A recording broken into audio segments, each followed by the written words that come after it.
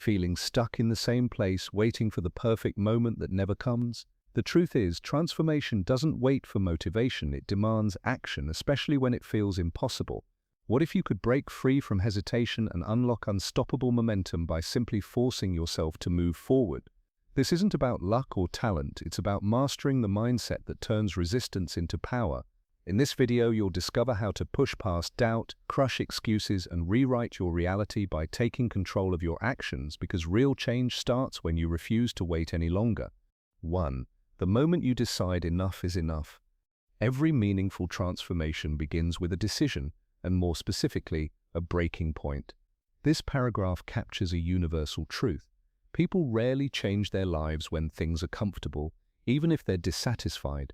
The real catalyst is the moment discomfort becomes unbearable, when the pain of staying the same finally outweighs the fear of change. Psychologists call this an emotional tipping point, and it's often the spark that ignites a major shift in behavior, habits, and identity. The opening line, "Every major transformation begins with a breaking point," isn't just an observation, it's supported by behavioral science. Studies on habit change, such as those by Dr. Prochaska and Dr. DiClemente in their Stages of Change model, show that people only move from contemplation to action when they experience a moment of decisive clarity or emotional intensity. This enough is enough moment strips away rationalizations and forces you to acknowledge the gap between where you are and where you want to be. Without that emotional jolt, many stay stuck in the earlier stages, thinking about change but never committing to it. The paragraph points out that most people never reach this breaking point because they've learned to tolerate discomfort. This is a concept known in psychology as learned helplessness, originally studied by Martin Seligman. When individuals repeatedly experience undesirable situations, they feel powerless to change. They eventually stop trying, even when opportunities to escape or improve arise. They normalize the discomfort. They convince themselves that this is just how life is, which becomes a mental prison. Over time, this resignation erodes ambition and self-belief, locking them into cycles that drain energy, motivation, and hope.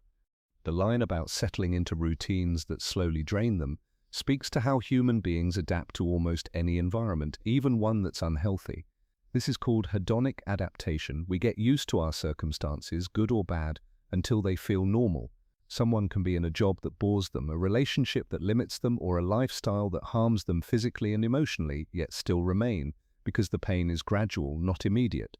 Gradual discomfort is dangerous because it's easier to justify and harder to break free from. It lacks the urgency that sudden crises create. That's why the next part of the paragraph is so important. Change doesn't happen when conditions are perfect. It happens when you force yourself to confront the brutal truth. This is backed by real-world evidence. Waiting for perfect conditions is a form of procrastination disguised as planning. In business, in personal growth, in fitness, there is rarely a moment where all factors align perfectly. The people who change their lives are not those who waited for the right time. They are the ones who acted when the timing felt uncomfortable but necessary. This is consistent with the action bias phenomenon, where taking decisive steps often creates momentum that waiting never will. The brutal truth referenced here, "If you keep doing what you're doing, nothing will improve," is an example of what psychologists call future pacing. By projecting the current trajectory forward, you can visualize exactly where your present habits will lead. This technique is used in coaching and therapy to help people see the inevitable consequences of inaction. Often seeing that future clearly is enough to trigger the breaking point. For example, someone in poor health might suddenly decide to overhaul their lifestyle when they visualize the long-term medical consequences of continuing their current habits.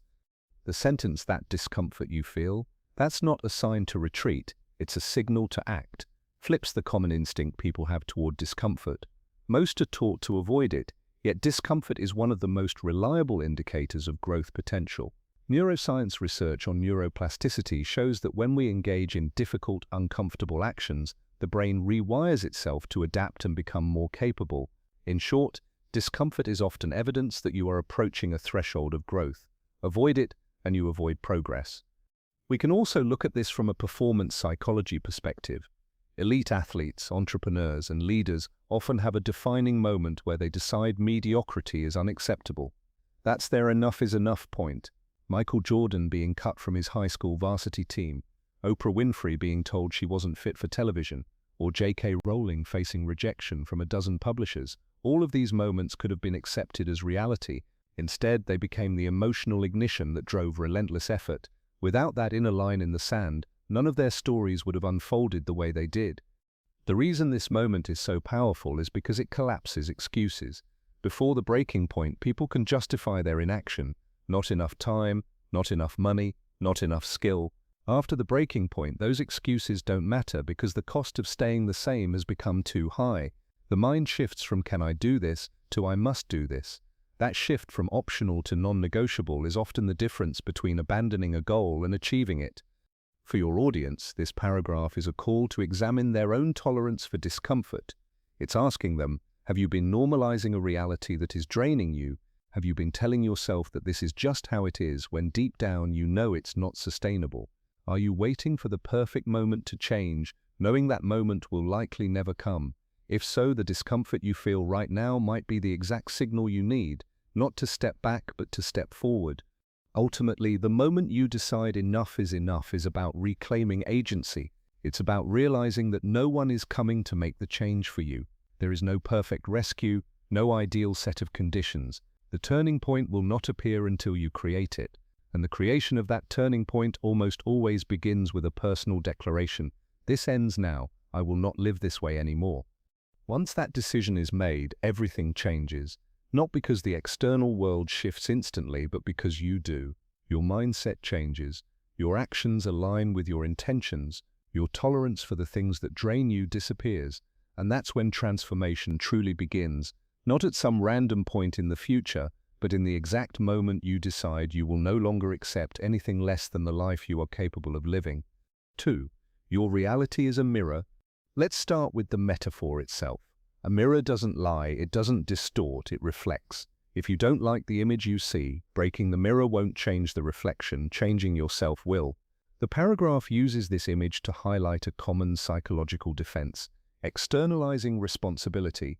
Many people find it easier to blame external forces, bad luck, unfair systems, other people, because it removes the discomfort of self-examination. But psychology and behavioral science show that individuals who accept a high level of personal responsibility consistently report higher levels of life satisfaction and achievement. This is linked to what psychologist Julian Rotter called locus of control. People with an internal locus of control believe they influence their own outcomes, while those with an external locus believe their life is dictated by outside forces. Research shows that an internal locus correlates with greater motivation, persistence, and resilience. The line, "if you don't like what you see, the mirror isn't the problem, you are," is blunt but necessary. It pushes past ego protection and forces acknowledgement of personal agency. While it's true that external circumstances, economic shifts, family background, unforeseen events can affect your reality, the majority of your long-term results come from how you respond to these factors. Two people can face the same challenge and produce entirely different outcomes based on their mindset, decisions, and persistence. This is why ownership is so powerful. It gives you influence over the direction of your life, even if you can't control every single event. The paragraph is careful to state, this isn't about blame, it's about ownership. That's an important distinction.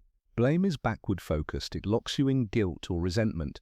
Ownership is forward-focused, it asks, what can I do now to change this? This is the same principle used in cognitive behavioral therapy, CBT, where clients are encouraged to take responsibility for their thoughts and behaviors not as a form of self-punishment, but as the gateway to change. When you accept that your daily actions created your current results, you also accept that new actions can create better results. When you claim full responsibility for where you are, you take back control of where you can go. This is a direct rejection of victim mentality. Victim mentality says, life happens to me. Ownership says, life happens through me. The difference is profound. Victim mentality keeps you powerless because the cause of your dissatisfaction is always outside of you. Ownership returns the power to you by making you the cause and therefore the solution. Neuroscience supports this mindset shift. When people believe they can influence outcomes, their brain's prefrontal cortex, the part responsible for planning and decision-making, activates more efficiently, leading to better problem-solving. The paragraph notes that most people will resist this truth because it's easier to point fingers. This is true both psychologically and socially. From a psychological perspective, taking responsibility threatens the ego. It forces you to admit your own flaws, laziness, or poor decisions. From a social perspective, blaming external forces is often reinforced by others who may empathize with your complaints but unintentionally encourage inaction. That's why breaking out of this mindset often requires both self-awareness and a willingness to stand apart from the crowd. The moment you admit that your actions, habits, and choices built this reality, you unlock the power to rebuild it. This statement aligns with the principle of cause and effect. Your life today is the effect of choices you made over time. These include the obvious career decisions, financial habits, and the subtle, the people you spend time with, the content you consume, how you spend your spare hours. Once you acknowledge that these accumulated into your current reality, the next logical conclusion is that you can alter your future reality by altering your present causes. In habit formation research, such as the work of James Clear in Atomic Habits, the concept is simple. Small changes in behavior applied consistently compound into significant results over time. Finally, the mirror will always show you exactly what you've been doing, serves as a reminder that reality is feedback. If your relationships are strained, your body is unhealthy, your finances are unstable, or your environment is chaotic, these are not mysteries. They are reflections of your priorities, boundaries, and actions. This isn't meant to be harsh, it's meant to be liberating. Because if you can see the connection between cause and effect, you can start making intentional changes that shift the reflection. For your audience, this paragraph is an invitation to stop arguing with the mirror. Instead of wishing your reflection looked different while repeating the same actions, they can start asking, what choices brought me here? Which of those need to change? What standards have I been accepting that I know I should raise? That level of honesty is uncomfortable, but it's also the birthplace of transformation. When you stop breaking the mirror and start changing the person in it, you stop being trapped by your current circumstances, you start designing them. And when you live with that level of ownership, the reflection always gets better because it's no longer accidental, it's intentional. 3. Destroying the comfort trap. The line, "the enemy of transformation is not struggle, it's comfort," aligns perfectly with what we know about human behavior. Struggle is often the catalyst for change because it creates tension between your current reality and your desired reality.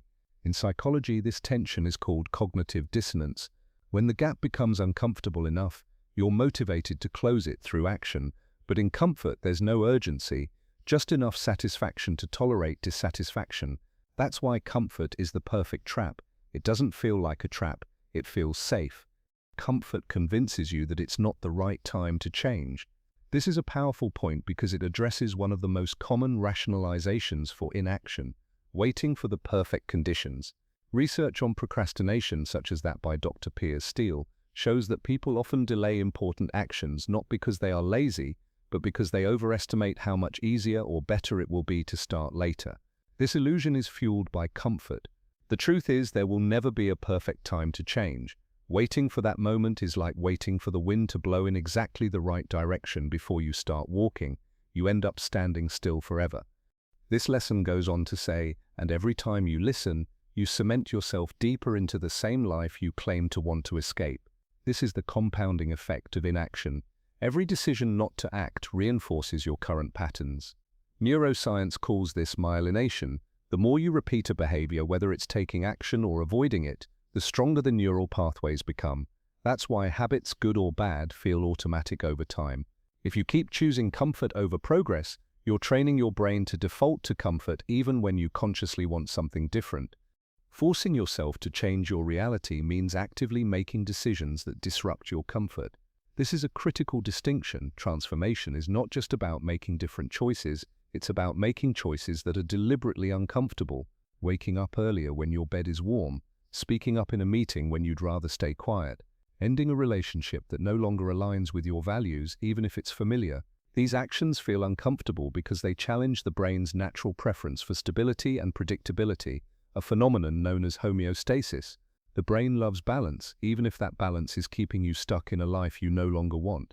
The examples in the paragraph, waking up earlier, having hard conversations, choosing discipline over indulgence, are concrete because they show the mechanics of disrupting comfort. Each of these choices requires delayed gratification, the ability to forego immediate pleasure for a greater long-term reward. This skill has been studied extensively, most famously in Walter Mischel's Stanford marshmallow experiment, which found that children who could delay gratification tended to have better life outcomes decades later. In adulthood, delayed gratification is the foundation of sustained success in health, finances, relationships, and personal development. Comfort is seductive, but it kills more dreams than failure ever will. This line is a sobering truth. Failure has a clear effect. It forces you to face reality and adjust your approach. Comfort, however, can keep you in a holding pattern indefinitely. It offers just enough satisfaction to prevent you from risking something greater. This is why so many people look back after years and realize they've been living the same year on repeat. Comfort didn't destroy them, it just kept them from ever truly living. From a biological standpoint, our tendency to seek comfort is an evolutionary survival mechanism. In prehistoric times, conserving energy was essential because food and resources were scarce. The brain evolved to avoid unnecessary risk and exertion. But in modern life, where survival is not the primary challenge, this same mechanism works against us. Comfort seeking keeps us safe from physical danger, but it also keeps us safe from emotional growth. It shields us from failure, rejection, and uncertainty, the very experiences that lead to progress. For your audience, this paragraph is an urgent call to examine the role of comfort in their lives. It's not saying comfort is always bad. Rest and recovery are essential. But when comfort becomes the default state, it becomes a slow-acting toxin. The question isn't whether you deserve a break, it's whether that break has become an excuse. Destroying the comfort trap means developing a bias toward discomfort, not recklessly but intentionally. It means scanning your life for the areas where comfort is keeping you from growth and making small, deliberate choices that push against it. Over time, these small disruptions compound into a new baseline, one where action feels more natural than avoidance, where discipline feels more rewarding than indulgence, and where progress feels more satisfying than safety. Comfort will always be there waiting for you, but so will your potential. The choice between them isn't made once, it's made every day. And if you keep choosing comfort, you may never face the pain of failure, but you'll face something worse, the quiet regret of never knowing what you were truly capable of becoming. 4. Reprogramming the mind. The human mind is an extraordinary system, but it's also deeply conservative in how it operates. Its primary function is not to make you successful, it's to keep you alive. That's why it instinctively resists change. From a neurological standpoint, the brain prefers familiar patterns, even if those patterns are harmful, because familiarity signals safety.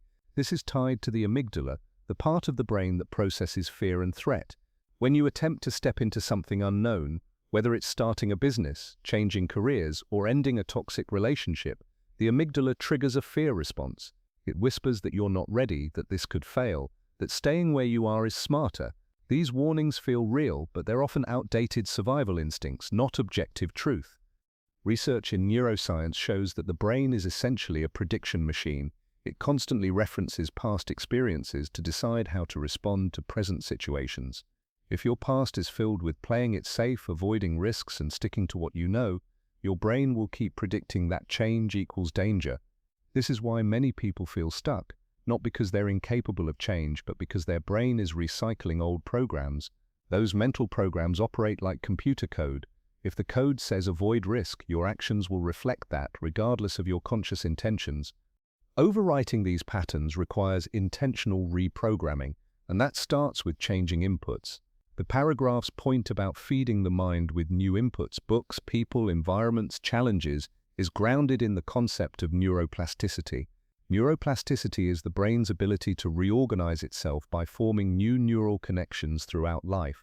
The more consistently you expose yourself to new ideas, skills, and experiences, the more you weaken the old circuits and strengthen the new ones.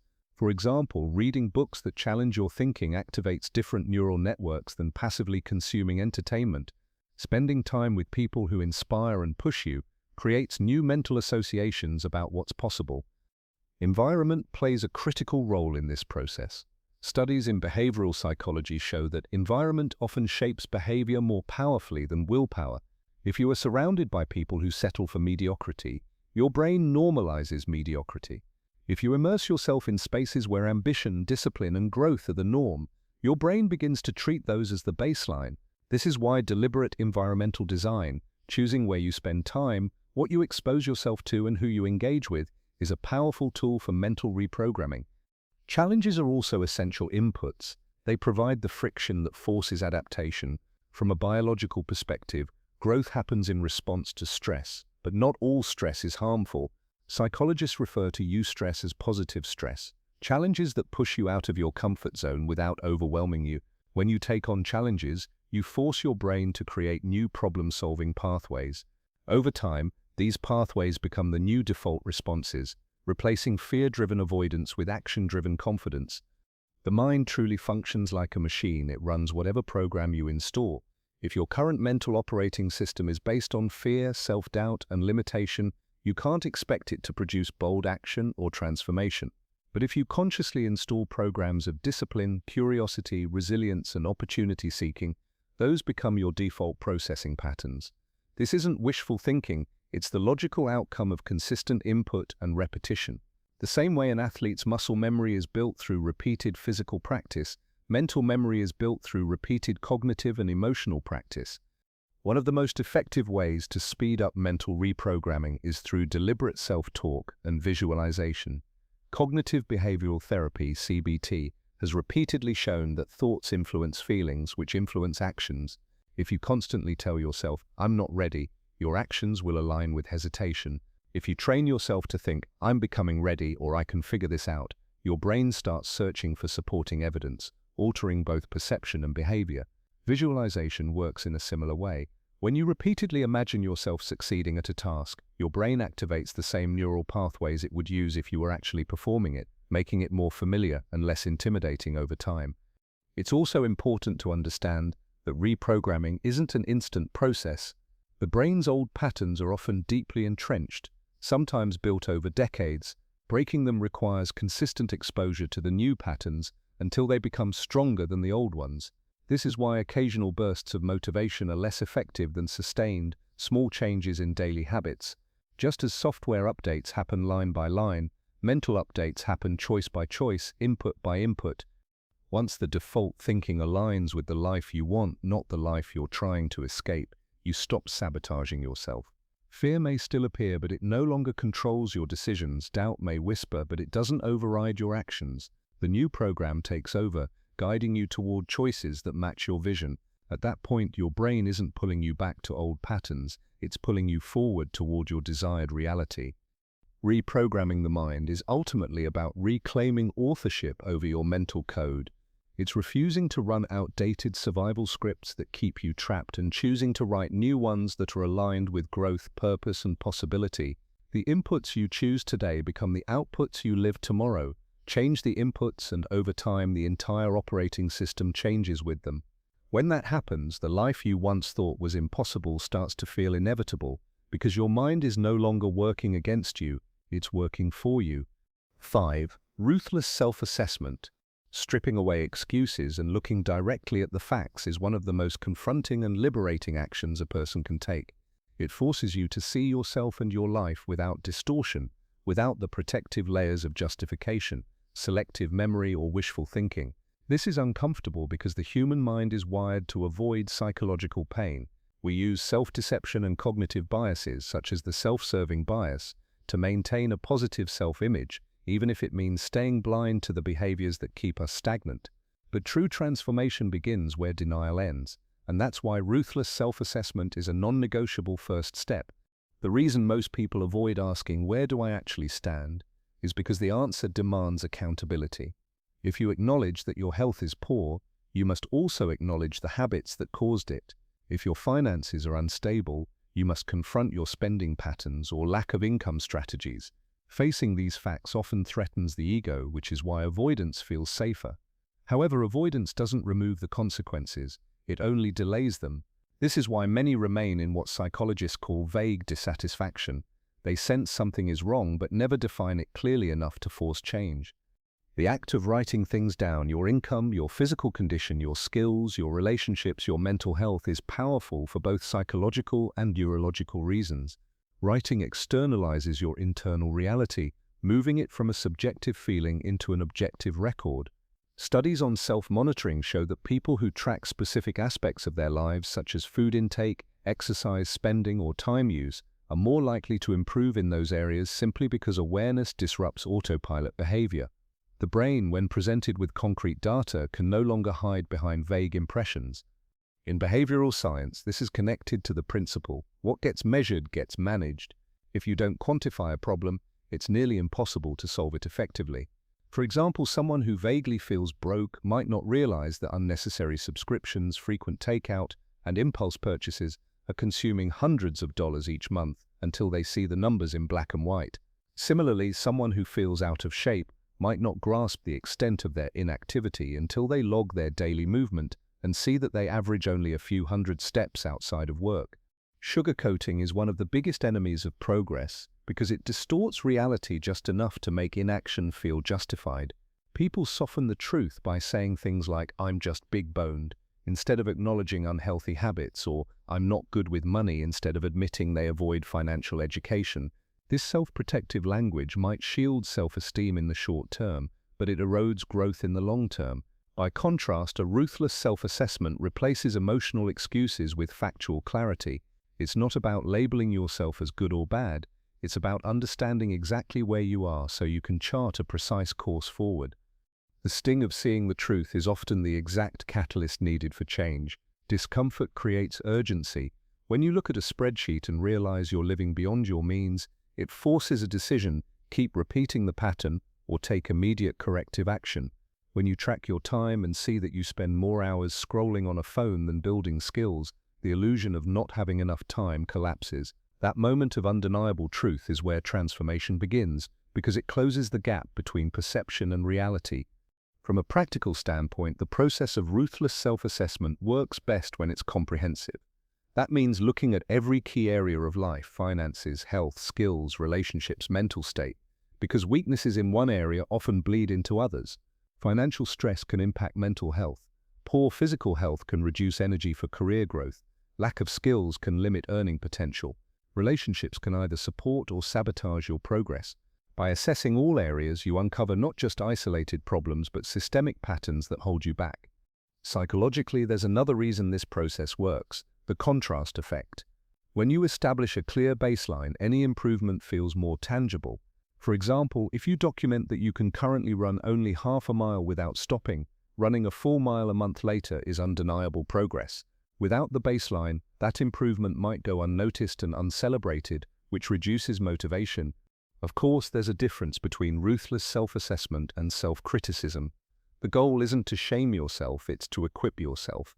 Facts are neutral until you attach meaning to them. If your income is low, that's simply a number, not a definition of your worth. If your relationships are strained, that's a status update, not a permanent condition. By keeping the tone objective, you avoid triggering the defensive reactions that can lead to further avoidance. The ultimate power of ruthless self-assessment lies in the shift it creates in decision-making. When you have accurate data about your life, you stop making guesses and start making informed moves. You stop relying on hope as a strategy and start designing specific actions. Over time, this precision compounds into meaningful change because your progress is based on reality, not illusion. The starting point for every lasting transformation is the moment you face the facts without distortion.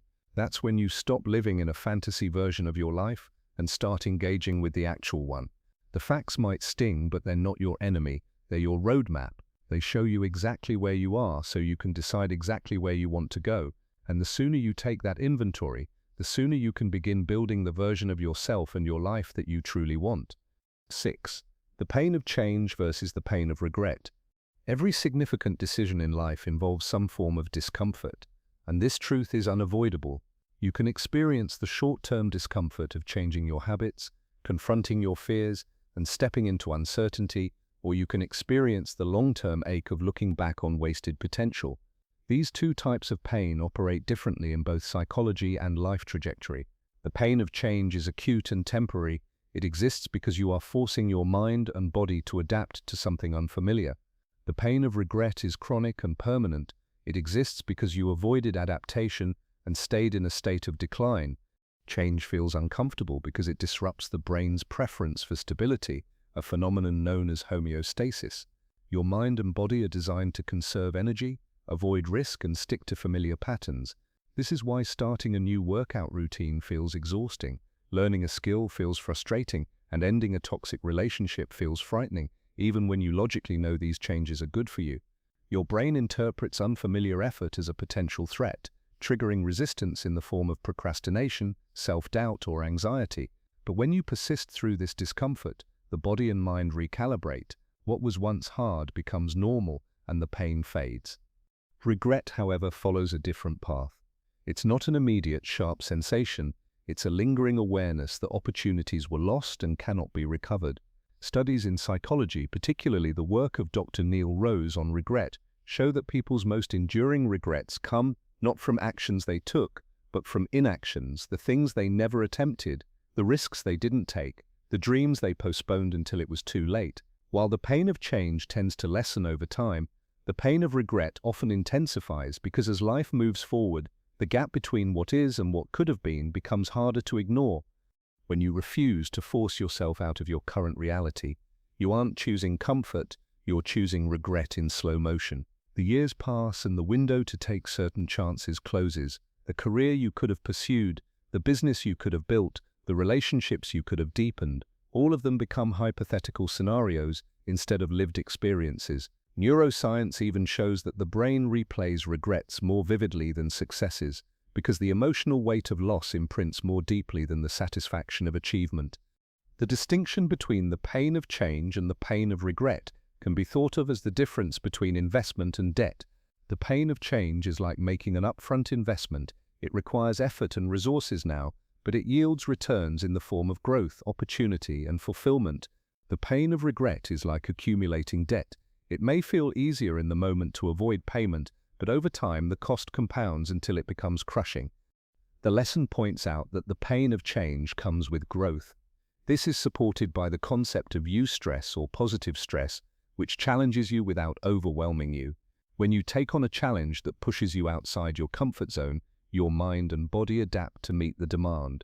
This is why physical training builds strength, why learning difficult skills builds competence, and why having hard conversations builds deeper relationships. The discomfort you feel is the signal that growth is happening. It's the friction required to move you forward. By contrast, the pain of regret comes with decay. Decay in this sense is not just physical, it's mental, emotional, and even spiritual. When you stop challenging yourself, your skills stagnate. When you stop taking risks, your opportunities shrink. When you stop making meaningful efforts in relationships, they deteriorate. Over time, the life you have narrows into something smaller than the life you could have had, and that shrinking produces a kind of quiet suffering. It's not loud like the immediate strain of change, it's a dull, persistent weight that grows heavier with each passing year. The most important takeaway is in the final line. If you have to suffer either way, why not choose the kind of pain that builds you? This reframes the choice entirely. You can't escape discomfort, you can only choose its form. Pain from growth is purposeful. It transforms you into someone stronger, more capable, and more aligned with your potential. Pain from regret is purposeless. It keeps you locked in memories and hypothetical scenarios you can never act on again. One makes your future larger, the other makes your past heavier. For someone standing at a decision point, this distinction is crucial. The resistance you feel toward change is temporary. It will fade as your new actions become habits. But if you let that resistance win, the regret that follows will not fade. It will grow sharper every time you think about what might have been. This is why some of the most successful people are those who decided early on to lean into the short-term discomfort of change rather than protect themselves from it. They understood that the cost of inaction would be far greater in the long run. Life does not offer a no-pain option. It only offers a choice between the pain that shapes you and the pain that diminishes you. Choosing the former requires courage, but it's the only way to ensure that when you look back decades from now, you feel gratitude for the chances you took, instead of grief for the ones you avoided. When faced with that choice in any area of life, health, career, relationships, personal growth, the question is simple: will you endure a temporary challenge now, or will you carry a permanent question mark for the rest of your life?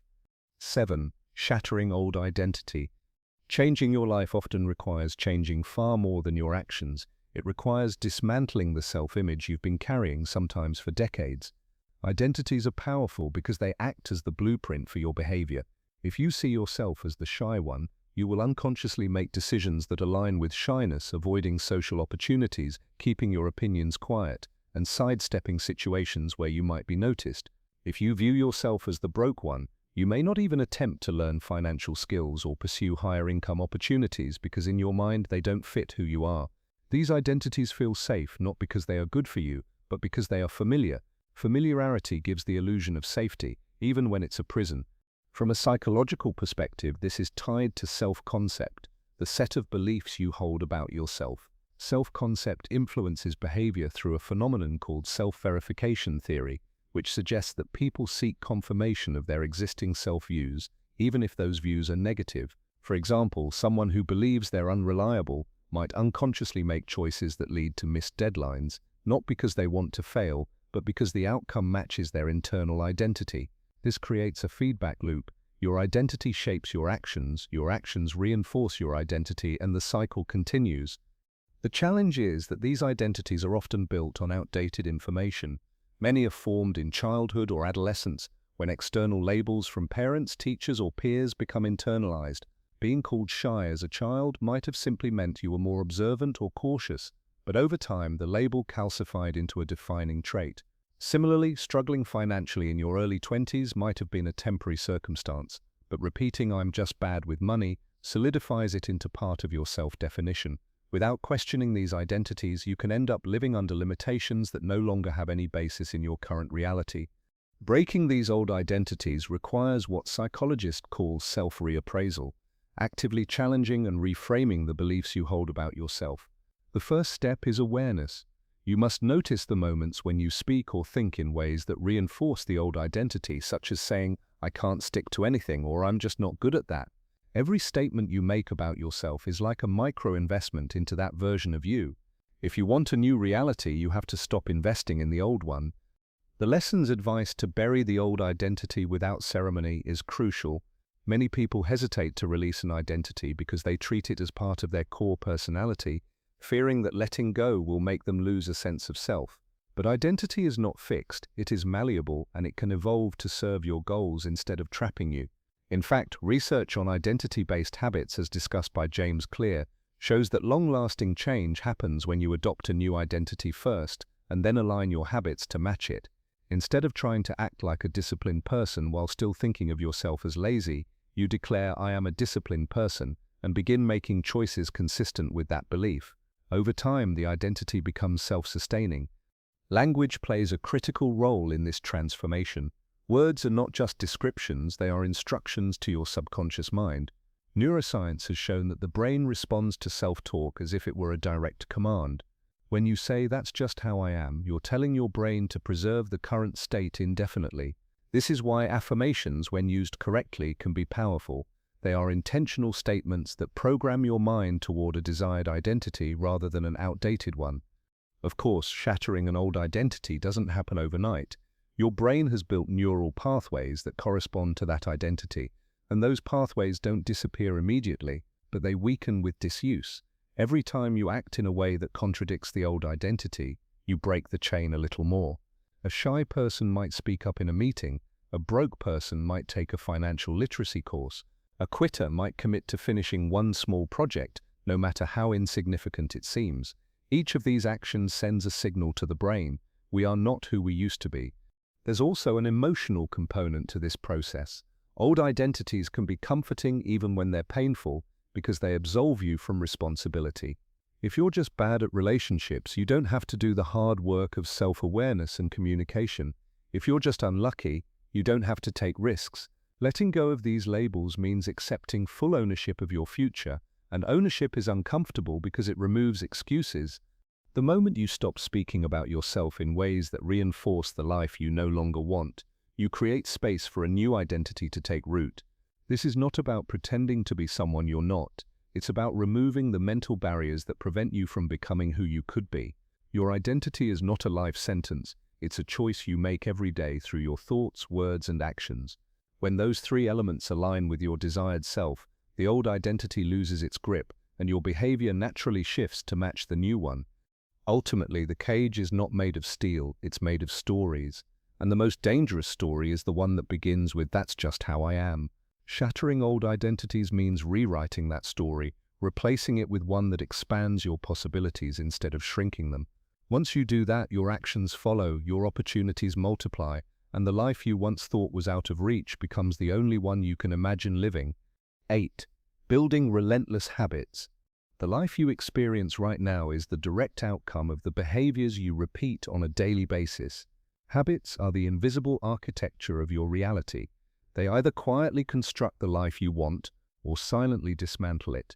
Wishing, visualizing, and setting intentions have their place, but without consistent constructive routines to back them up, they produce little tangible change.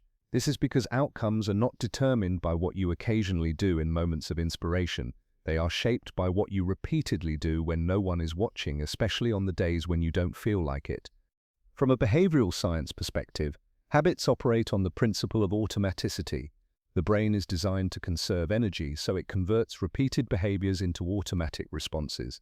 This means that once a habit is formed, it requires far less mental effort to perform, freeing up cognitive resources for other tasks. The challenge is that this process works for both beneficial and destructive behaviors. If you habitually procrastinate, overspend, or avoid challenges, your brain will automate those responses just as readily as it automates exercise, saving, or learning. The emphasis on consistency over motivation is crucial. Motivation is a fluctuating emotional state, heavily influenced by mood, environment, and external events. Research from Dr. B.J. Fogg and other behavioral scientists shows that relying on motivation is unreliable for long-term change. By contrast, habits remove the need for constant willpower because the action becomes part of your identity and daily rhythm. When you identify as someone who works out rather than someone trying to work out, the action is no longer a decision, it's an expectation. Building relentless habits requires overcoming the brain's natural resistance to effort. This is where the concept of identity-based habits, popularized by James Clear in Atomic Habits, becomes essential. Instead of focusing solely on results, you focus on becoming the type of person who naturally produces those results.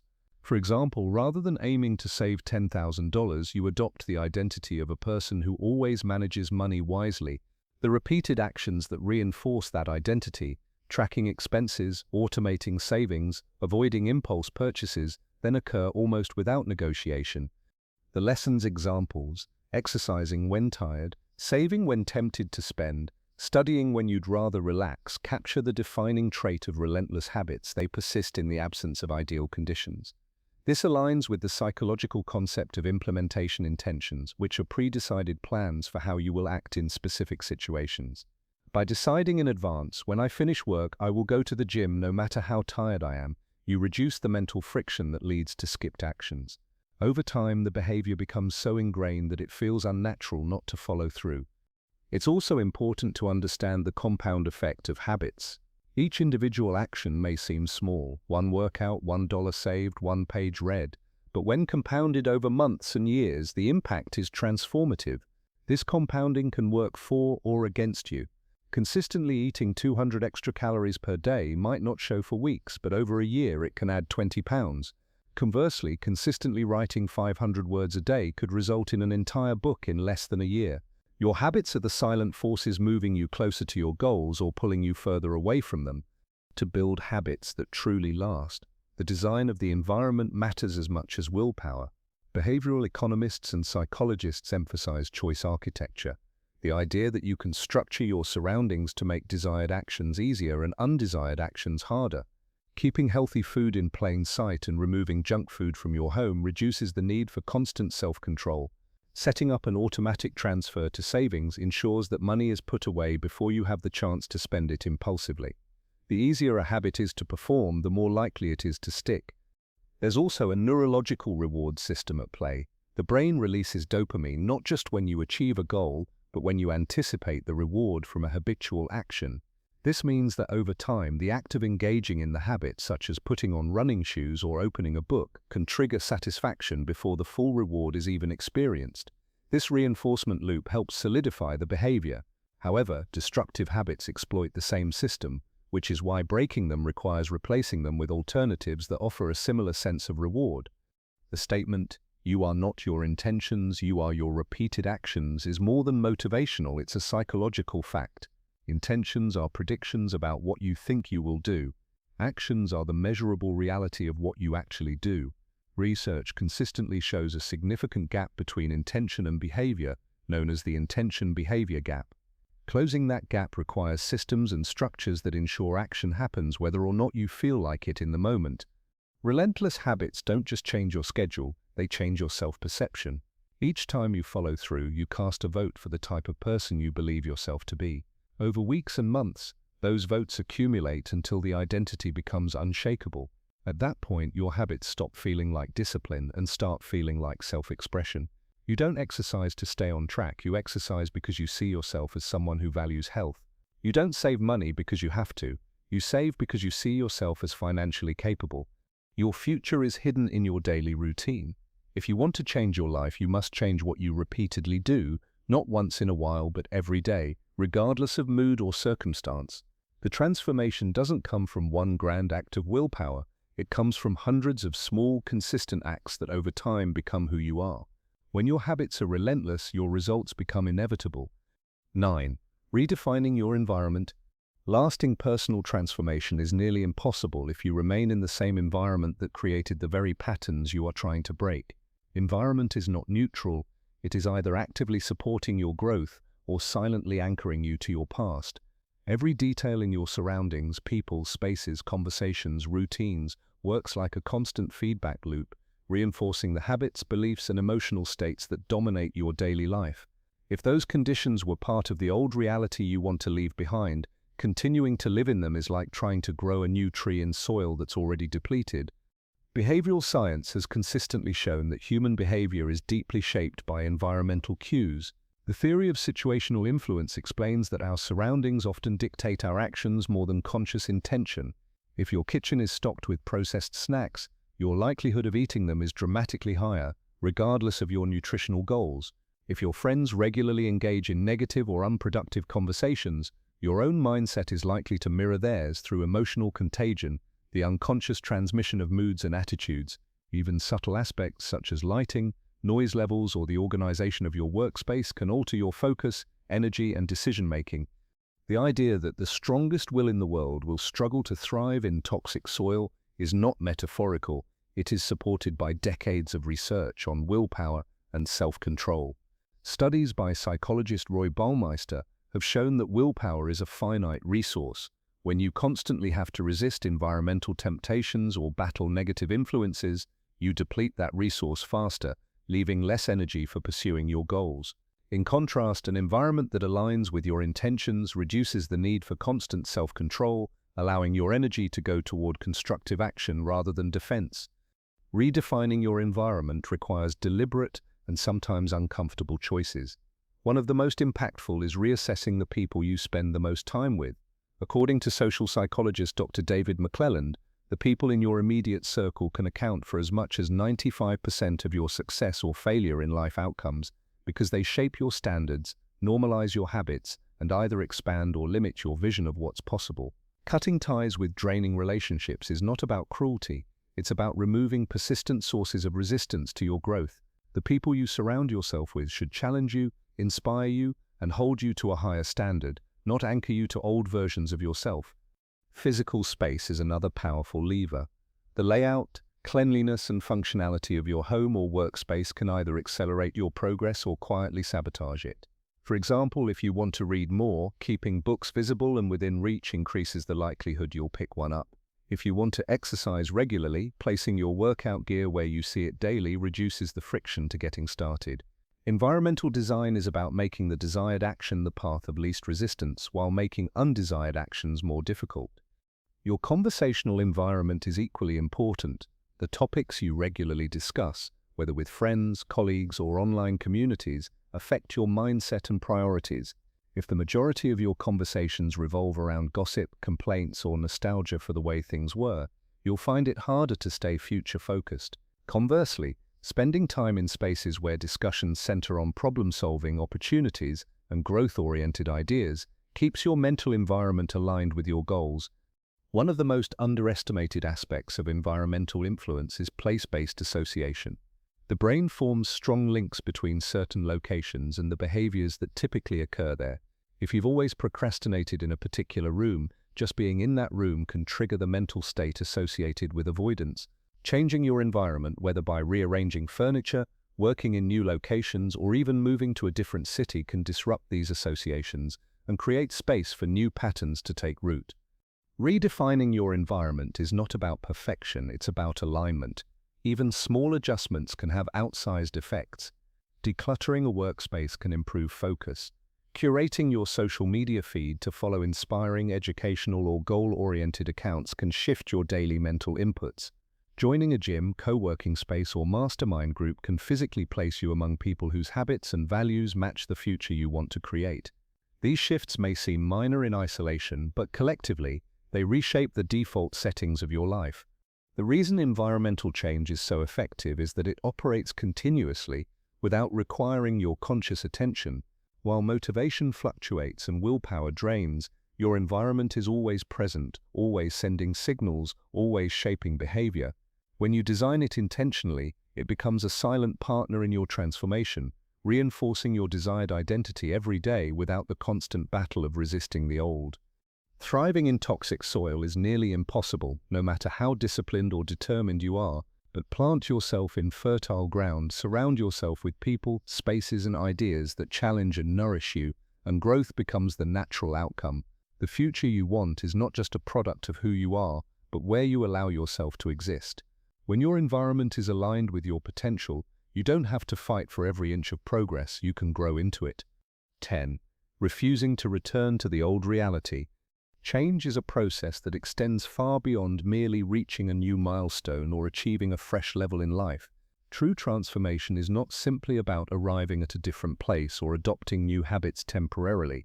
It is about permanently altering one's mindset and emotional framework so profoundly that returning to the previous state becomes an impossibility.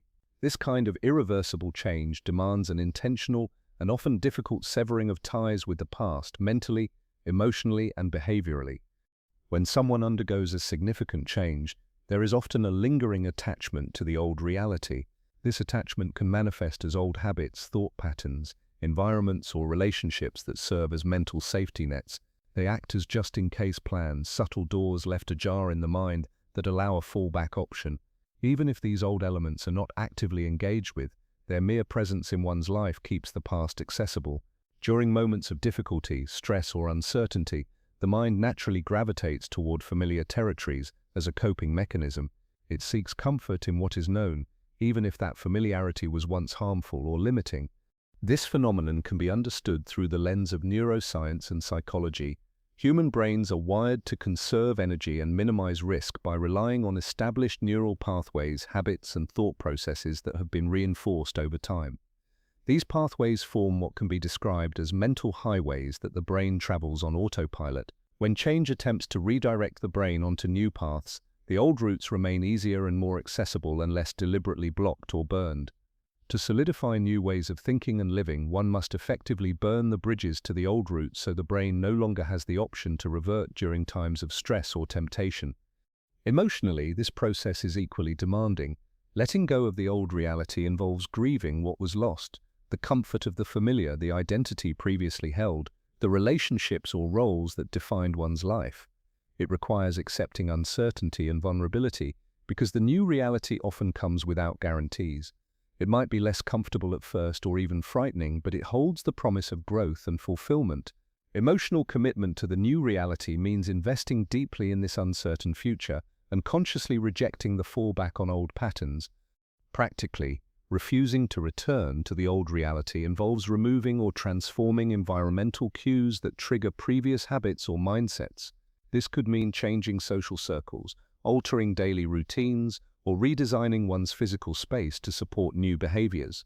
Behavioral science shows that environmental cues heavily influence habits. By changing these cues, it becomes harder to slip back into the old ways unconsciously. In essence, the external world must reflect and reinforce the internal commitment to change. Sustained commitment also requires a mindset of no compromise. The moment a person allows even a small possibility of going back, it opens a door that the mind will inevitably try to walk through when challenges arise. Change is rarely a linear or smooth journey. Setbacks, doubts, and struggles are natural. Without firm resolve and the closure of these mental and emotional exit routes, the risk of relapse is high. The old reality, with its familiar comfort and predictability, exerts a powerful gravitational pull that must be consciously countered. Real-life examples of this concept can be seen in recovery processes, whether from addiction, toxic relationships, or destructive habits. Successful recovery often involves creating an environment where old triggers and temptations are removed or avoided entirely. This is why support groups emphasize changing routines, avoiding certain people or places, and making new commitments that don't leave space for the old behaviors to sneak back in. Similarly, career or personal reinvention requires a similar all-in approach, where one's identity is reshaped so thoroughly that reverting is not viable. This approach aligns with findings in behavioral change research. Studies indicate that willpower alone is insufficient for lasting change. Instead, restructuring one's life to eliminate fallback options leads to higher success rates. Commitment must be holistic, cognitive, emotional, and environmental to make the new reality the only accessible path forward.